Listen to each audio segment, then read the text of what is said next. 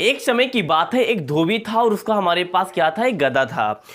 धोबी per day उस गधे पर अपने कपड़ों को लाता था धोने के लिए और उसको नदी पे ले जाता, नदी पे धोता और वापस गधे पे वही गट्ठर लाद के ले आता। ये क्रम उसका लगातार चलता रहा। एक बार गर्मी के दिनों में जिस तालाब पे वो पर डे कपड़े धोने के लिए जाता था वो नदी सूख गई। चूंकि कपड़े तो धोने थे तो उसने डिसाइड किया किसी दूसरी नदी पर वो कपड़े धोने के लिए जाएगा। तो एक दिन जब वो दूसरी नदी पर रास्ते से नदी की ओर जा रहा था तो रास्ते में जाते जाते जाते जाते उसको दूर से रास्ते में गड्ढा दिखाई दिया। उसने दिमाग लगाया, उसने सोचा कि गड्ढा काफ़ी छोटा है, वो उसको क्रॉस करके निकल जाएगा। तो उसके दिमाग में ये बातें थी और वो धीरे धीरे गड्ढे की ओर बढ़ता गया। जैसे जैसे वो गड्ढे की ओर बढ़ता गया वो गड्ढा उसको उतना ही बड़ा दिखाई दिया। लेकिन सडनली जैसे वो गड्ढे के एग्जैक्टली पास में पहुंचा तो वो अपने आप को रोकते हुए भी, चाहते हुए भी अपने आप को ना रोक पाया और दोनों लोग गिर पड़े। अनफॉर्चुनेटली वो उसका जो गधा था, ऐश था, वो ऐश उस गड्ढे में जाकर गिर पड़ा और फॉर्चुनेटली वो जो वाशरमैन था, धोबी था, वो गड्ढे से बाहर आ गया। चूंकि गड्ढे की गहराई काफ़ी ज़्यादा थी, 30 से 40 फीट थी, तो ये काफ़ी समय पहले की बात है। वहाँ पे कुछ निकालने के वीरान जंगल था, वहाँ पे उस गधे को निकालने का कोई भी सिस्टम नहीं था। तो उस धोबी ने सोचा कि इस गधे को निकालना नेक्स्ट टू इम्पॉसिबल है। अब ये गड्ढा, इस गड्ढे में जो गधा पड़ा है इसी में मर जाएगा। तो उसके दिमाग में एक मिथ्या चल रही थी, क्या कि उसने कहा था कि किसी भी जानवर को, किसी भी मनुष्य को ऐसे मर जाने के बाद ऐसे नहीं छोड़ना चाहिए, उसको दफना देना चाहिए, उसके ऊपर मिट्टी डाल देनी चाहिए। तो उसने सोचा भले ही हमारे पास गधा मरा नहीं, लेकिन आज नहीं तो कल मर जाएगा। तो उसने सोचा क्यों नहीं कि आज ही मैं इसके ऊपर मिट्टी डाल के इसको बंद कर देता हूँ। तो वो मिट्टी डालने के लिए गांव से फावड़ा लेके आता है और वो मिट्टी गड्ढे में डालना चालू कर देता है।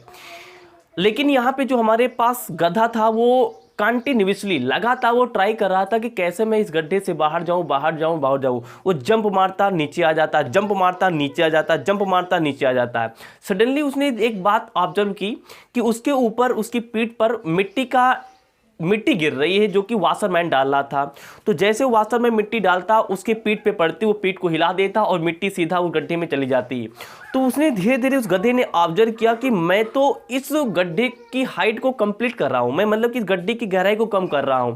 तो इसी प्रकार से एक क्रम चलता रहा। उस गड्ढे में वो वाशरमैन मिट्टी डालता और मिट्टी डालने के बाद वो मिट्टी उस गधे की पीठ पर जाती और वो उसको इसे हिला देता, मिट्टी नीचे गिर जाती और जो गहराई थी हमारे पास गड्ढे की वो कम होती गई और धीरे धीरे हमारे पास गधा ऊपर आता गया। गधा कंटिन्यूअस ट्राई करता रहा कि जब तक हमारे में जान है तब तक हम ट्राई करेंगे कि इससे बाहर निकलना है। लेकिन धोबी तो उसको पाटने के लिए, मतलब कि सोचता था ये मर जाएगा, तो ऊपर से मिट्टी उसको पाटने के लिए डाला था। सडनली एक समय ऐसा आया कि गड्ढा कंप्लीटली फिल होने वाला था मिट्टी से। जैसे वो फिल होने वाला था, 2-3 फुट की गहराई बची थी। सडनली उसमें से गधा जंप मार के बाहर आ जाता है और जैसे वो जंप मार के बाहर आता है उस वाशरमैन को बड़ा ही स्ट्रेंज लगता है, बड़ा ही अजीब लगता है। तो इस कहानी से शिक्षा में क्या मिलती है? इस कहानी से शिक्षा में ये मिलती है दोस्त, समस्या चाहे जैसी भी हो उसका निवारण है, उसका सल्यूशन है। अगर वाशरमैन की तरह गधा भी सोच लेता कि अब तो हम 40 फीट की गहराई के गड्ढे में आ गए, हम आदमी नहीं हैं, हमारे पास सीढ़ी भी नहीं, हमें कोई निकाल भी नहीं सकता, अब तो मर गए हैं, तो उसका आना बाहर मुश्किल ही था, नेक्स्ट टू इम्पॉसिबल था। मिट्टी पड़ रही थी, वो अचानक आराम से बैठ जाता और मिट्टी पड़ती पड़ती पड़ती वो ढक जाता और वो मर जाता, काम खत्म होता। लेकिन उसके पास में जब तक प्राण थे तब तक वो बचने की कोशिश करता रहा और धीरे धीरे मिट्टी उसके नीचे जाती गई और वो ऊपर आता गया और एक समय बाद वो बाहर आ गया। तो इस कहानी से हमें ये शिक्षा मिलती है, तो यार समस्या चाहे जैसी हो हमें उससे डरना नहीं चाहिए। जब तक हमारे श्वसन तंत्र में, जब तक हमारे रेस्पिरेटरी सिस्टम में हमारे पास सांस जा रही, तब तक हमें उस समस्या के निवारण के लिए सोचना चाहिए। एक तरीका नहीं काम करा, दूसरा तरीका देखो, दूसरा तरीका नहीं काम करा किसी समस्या को हल करने के लिए, तीसरा देखो। लेकिन डेफिनेटली तरीकों को अपनाते जाओ, एक तरीका ऐसा आएगा सटीक, रिलेवेंट, जो किसी न किसी जो भी समस्या है उसको निवारण कर देगा। तो जैसा कि इस समय हमारे पास कोरोना का माहौल है, यहाँ पे कोरोना की वेव 2 स्टार्ट हो चुकी है जो कि बड़ी ही डेंजर है। ये सीधा हमारे पास रेस्पिरेटरी सिस्टम, श्वसन तंत्र पर अटैक करती है, इसमें इमीडिएटली आदमी की डेथ हो जाती है। तो क्या इस डेथ की डर से हम कोरोना से ना मरने से पहले ही मर जाए।